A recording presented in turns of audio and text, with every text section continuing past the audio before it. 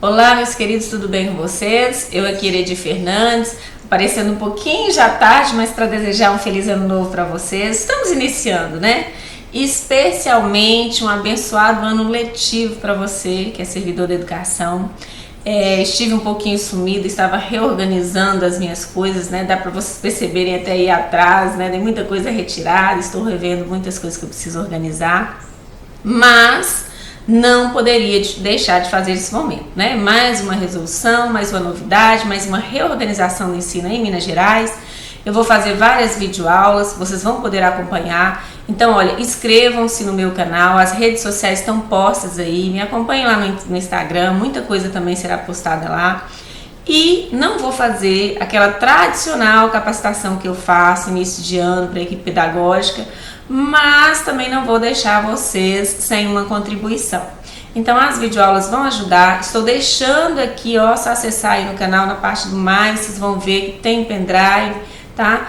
Pendrive não, tem no Drive, perdão, uma pastinha com todo o material de apoio. Também tem um pequeno vídeo, né? Um pequeno vídeo que eu vou deixar aí, uma pequena videoaula sobre a reunião pedagógica, que eu acho que vai ajudar muito, né, cada um de vocês aí durante esses dias.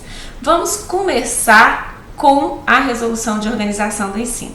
Então acompanhe aí que eu acho que vai ajudar bastante. Abraços!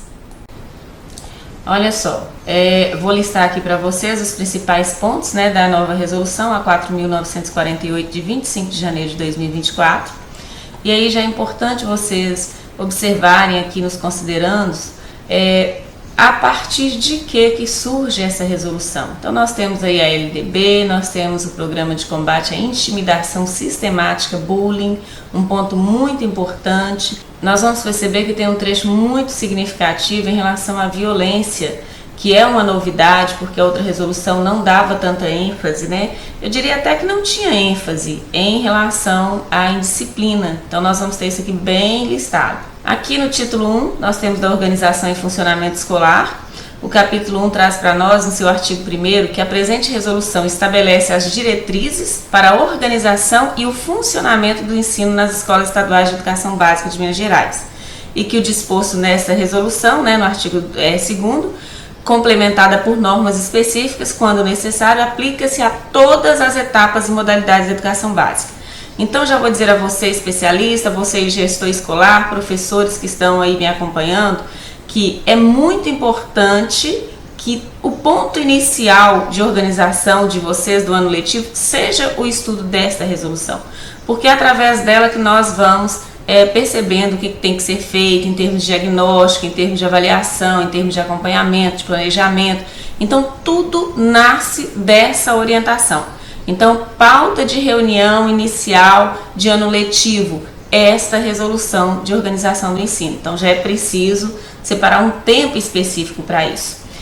Eu quero já dizer a vocês que eu vou colocar um tópico, tá? No nosso próximo vídeo, porque eu vou colocar uma série de vídeos aqui sobre essa resolução.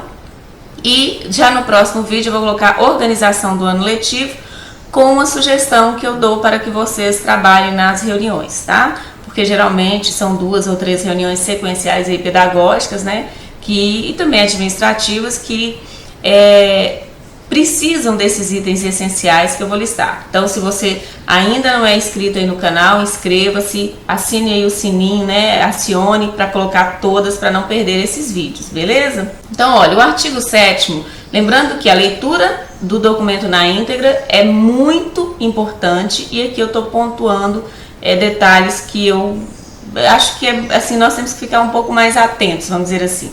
O artigo 7º, a rede estadual deve oferecer com prioridade o ensino médio. A educação infantil pré-escola será ofertada na rede estadual mediante prévia autorização da Secretaria de Estado de Educação para as escolas estaduais indígenas e quilombolas. Prioridade, então, da rede estadual é o ensino médio. O artigo 9º, o projeto político e pedagógico, gente, o PPP é muito fundamental, porque ele estabelece, olha, os objetivos, as diretrizes e metas da unidade escolar a partir da construção coletiva para a formação de cidadãos com direitos à proteção e à participação social deverá. Agora, olha só, por que eu destaquei isso aqui para vocês? Eu sugiro muito aos especialistas que destaquem isso aqui nos slides de vocês, Para quê? Já os slides que vocês vão utilizar nas primeiras reuniões, porque é um convite à equipe docente para que eles leiam o PPP, para que eles se apropriem desse documento, porque ele é o coração da escola, tá? E aí estão destacados aqui os principais tópicos. O regimento escolar, documento que regulariza e normatiza as ações da unidade escolar. Então já chamem atenção para isso, apontem para os professores onde que esses documentos ficarão disponíveis. O artigo 22 traz para nós que a escola deverá oferecer atividades complementares para os estudantes que no ato da matrícula optarem por não cursar o componente curricular ensino religioso de oferta obrigatória e matrícula facultativa, visando o cumprimento da carga horária obrigatória. Aqui eu vou tocar sobre a matrícula. Por que sobre a matrícula? Matrícula, né, gente, é porta de entrada. E se é porta de entrada, nós já temos que ter essa preparação para recepcionar. Então, oferecer atividades complementares para os estudantes. Então, nesta reunião, vocês já precisam discutir com a equipe de vocês que atividades complementares serão essas. Onde que essas atividades serão realizadas? Porque o aluno não participará da aula de ensino religioso se for uma opção dele, né? Então, como que isso vai ser organizado? Já é importante essa discussão. O artigo 23 traz também que no ato da matrícula, o estudante cuja identificação civil não reflita adequadamente sua identidade de gênero poderá solicitar por escrito que seu nome social conste em diários de classe, cadastros, fichas, listagens, formulários e demais documentos internos. Então, vamos imaginar que ele se chama Mário, não se identifica assim, né? Nós já tivemos um caso na escola em que trabalhei, que o aluno era um aluno que se identificava como Mariana, e aí nós precisamos passar por essa questão dos registros, né? Da modificação dos registros internos. É importante vocês se atentarem a isso. Olha, a solicitação é por escrito, não é porque ele foi lá e falou não, tem que ser uma coisa bem formal, né? Quando se tratar de estudante menor de 18 anos, é necessária a manifestação por escrito do pai ou responsável legal. Então, se tem mais de 18 anos, o próprio estudante pode solicitar. Se tem menos, aí nós precisamos dessa solicitação também por escrito, tá? Do responsável legal. O nome civil deverá ser usado em declarações, transferências, certificados, históricos, diplomas e outros documentos que resguardem a vida escolar do estudante. No ato da matrícula, os pais, nós temos aqui também no artigo 24, ou o estudante maior de 18 anos de idade deverá ser informado sobre a organização e o funcionamento da escola, sobre o PPP e sobre o regimento.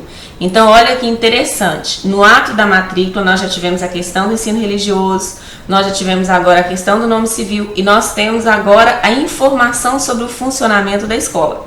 De onde que vem isso? A organização e funcionamento vem desta resolução. Então aí é muito interessante, às vezes a escola fazer um condensado, né, com os principais tópicos aqui, sobre frequência, sobre avaliação e tudo, como que funcionam os turnos, os horários, e também deixar à disposição o PPP e o regimento para que os estudantes maiores de 18 anos, né, e para que os responsáveis tenham acesso.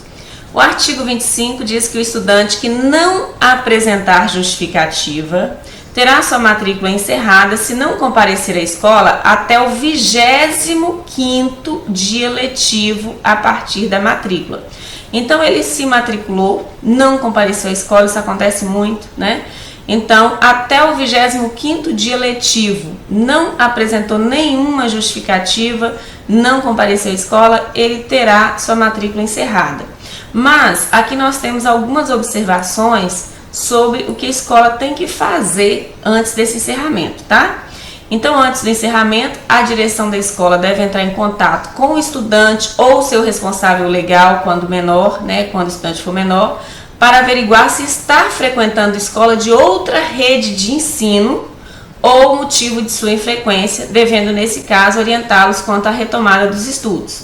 Então, não é só esperou o período, foi lá e encerrou, não, tá? O estudante que teve a sua matrícula encerrada, né? Vamos imaginar, não apareceu, não justificou, a matrícula realmente foi encerrada. Ele poderá se rematricular, né? Se matricular, vamos colocar lá, a qualquer tempo na mesma escola, se houver vaga. Olha só, então não é de qualquer forma. ou em outra escola do município com vaga disponível. O artigo 26 traz para nós sobre o controle da frequência. Isso aqui, gente, eu já sugiro também aos especialistas que coloquem no slide também nessa reunião inicial sobre a frequência, porque isso gera muita polêmica. De quem é a responsabilidade, quem é que vai acompanhar, vai passar para quem, quais são as providências. Aqui é aquela reunião pedagógica administrativa, né? O gestor em parceria com o especialista e com os professores. O controle de frequência dos estudantes é de responsabilidade do professor, obviamente. Por quê? Porque ele que está em sala, ele precisa fazer a chamada. Então, é de responsabilidade do professor. Agora, é sob monitoramento do especialista em educação básica, devendo ser registrado no diário escolar. Então, o professor tem a responsabilidade pelo controle da frequência e o especialista tem que fazer o monitoramento no diário para saber como que essa frequência está sendo registrada. O professor deverá adotar diferentes estratégias com vistas ao fortalecimento dos vínculos com os estudantes e estimulando a sua permanência na escola. Então, o que significa isso aqui? Professor, olha, fez a chamada, fulano não está vindo, então vamos tentar motivar. Fulano retornou, vamos conversar com fulano. Por quê? Vamos criar estratégias? Olha, nas minhas aulas eu preciso que a frequência seja validada. Então, não é só nota, não é só participação. Vamos fazer um combinado entre nós? Então, são estratégias que os professores podem discutir no início do ano, junto à gestão escolar, para motivar essas frequências, tá? A observância de eventuais faltas dos estudantes pelo professor deverá ser comunicada ao especialista em educação básica para as providências cabíveis. Então, olha, o professor observou que tem eventuais faltas de estudante. O que ele vai fazer? Ele vai comunicar ao especialista e o especialista vai encaminhar para as providências cabíveis, tá? Em situações, isso aqui, gente, tem que tatuar assim, ó, na perna. Eu sempre digo isso. Em situações de infrequência do estudante, sem o devido amparo legal, tá? Sem o devido amparo legal, por 5 dias letivos consecutivos ou 10 alternados no mês. Então, olha só, ele faltou por 5 dias consecutivos, né? Faltou de segunda a sexta. Ou então, durante o mês, ele faltou segunda, foi terça e tal, mas somando isso aí, deram 10 faltas. Caberá ao especialista em educação básica. Olha bem, ao especialista. Então, o especialista monitorou, o professor falou, o especialista observou isso aqui. O que o especialista vai fazer? Olha aqui, ó, inciso 1, 2 e 3. Realizar acompanhamento individualizado dos estudantes com frequência irregular por meio dos mecanismos de registro de frequência utilizados na escola, de acordo com o regimento e o PPP e demais orientações. Então, primeiro vai realizar o acompanhamento individualizado. Notificar por escrito pais responsáveis legais pelo estudante faltoso em parceria com a direção escolar, com vistas a promover o seu imediato retorno às aulas e a regularização da frequência.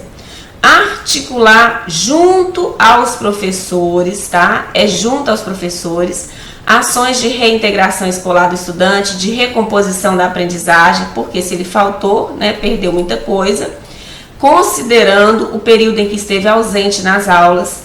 E o parágrafo único, em se tratando de estudante maior de 18 anos, as estratégias previstas neste artigo serão direcionadas a ele. Então, ele tem maior de 18 anos, nós vamos fazer a mesma coisa, com uma pequena diferença. Ao invés, por exemplo, de notificar pais e responsáveis, nós vamos notificar o próprio estudante, porque ele já responde por si.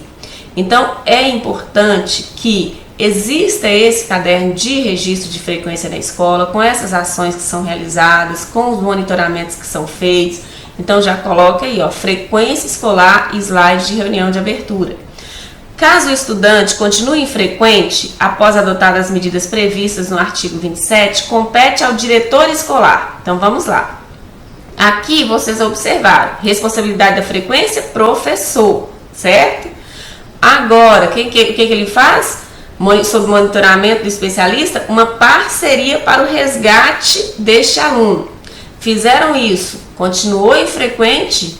Então, nós vamos agora para o diretor escolar. E o diretor escolar tem aqui inciso 1, 2 e 3.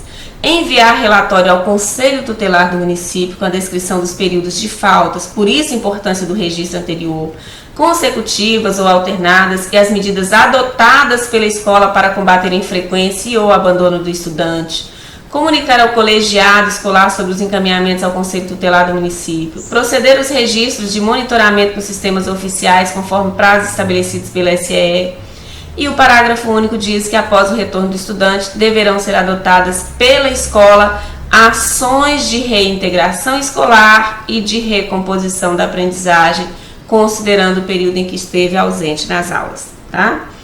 Então, ok, nós estamos aqui quase encerrando essa parte, né, de frequência, e logo vocês vão continuar comigo em uma outra aula. Aqui está falando sobre o aluno que deixar de comparecer à escola. Agora observe, nós já falamos sobre encerramento de matrícula, mas olha, por um período de 25 dias letivos consecutivos em qualquer época do ano. Aqui tem uma diferença. No início eu falei com vocês sobre aquele aluno que se matriculou e não compareceu. Agora é sobre o aluno que se matriculou e em qualquer época do ano, né, ele deixou de comparecer.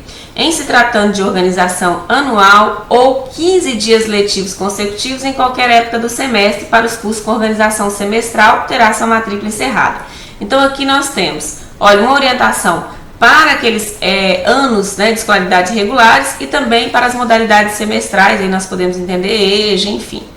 Aí também temos aqui o parágrafo 1º, 2º e o parágrafo 3º explicando a vocês quais são os procedimentos que devem ser tomados. É importante que isso também seja pontuado na reunião. É assegurado ao estudante, no exercício da liberdade de consciência e de crença, aqueles alunos que nós conhecemos muito como sabatistas, tá? O direito de, mediante prévio e motivado requerimento, ausentar-se de aula ou de atividade avaliativa marcada para dia em que, segundo os preceitos de sua religião, seja vedado o exercício de tais atividades, devendo-se lhes atribuir a critério da escola uma das seguintes alternativas. Eu falei que nós conhecemos como sabatistas, mas não só eles, viu, gente? Porque nem toda religião vai, por exemplo, tematizar a questão do sábado. Então, aí nós temos que observar os preceitos daquela religião. E olha só o que a escola pode apresentar como alternativa, porque é um direito deste aluno não comparecer se for por um preceito religioso. Reposição de aula e ou da atividade avaliativa, conforme o caso, a ser realizada em data alternativa, no turno de estudo do estudante ou em outro horário agendado com sua anuência expressa. Então, olha, a anuência do aluno. Não quer dizer que a escola vai colocar lá numa data, mesmo que o aluno discordou, não. Tem que ser aí um diálogo, tá? Atividade de ensino orientada com tema, objetivo e data de entrega definidos pelo especialista da educação básica e pelo professor do componente curricular. Então, não vamos fazer uma reposição de aula, tá? Em uma outra data. Vamos então substituir por uma atividade de ensino orientada. Aí nós vamos ter que colocar qual o tema, qual o objetivo, a data de entrega. Esses itens aí, essa organização, precisam ser definidos pelo especialista em parceria com o professor do componente, né, que o aluno faltou. A alternativa definida pela escola deverá observar o plano de aula do dia da ausência do estudante. Obviamente, né, o que ele perdeu. O cumprimento de qualquer das alternativas de que trata este artigo substituirá a obrigação original para todos os efeitos, inclusive regularização do registro de frequência. Então, olha, ele não vai ter problema com frequência, beleza? O descumprimento dos dispositivos que obrigam a comunicação da infrequência e do abandono escolar aos pais responsáveis e às autoridades competentes implicará a responsabilização administrativa à gestão da escola. Gente, nós chegamos aqui no encerramento dessa primeira aula. Não percam a continuação, porque nós vamos falar de uma mudança aqui, ó, muito significativa em relação aos horários de funcionamento dos turnos, que é uma coisa que eu particularmente já gostaria que acontecesse há um tempo, e agora nós temos a possibilidade de efetivação. Abraço, até a nossa próxima aula.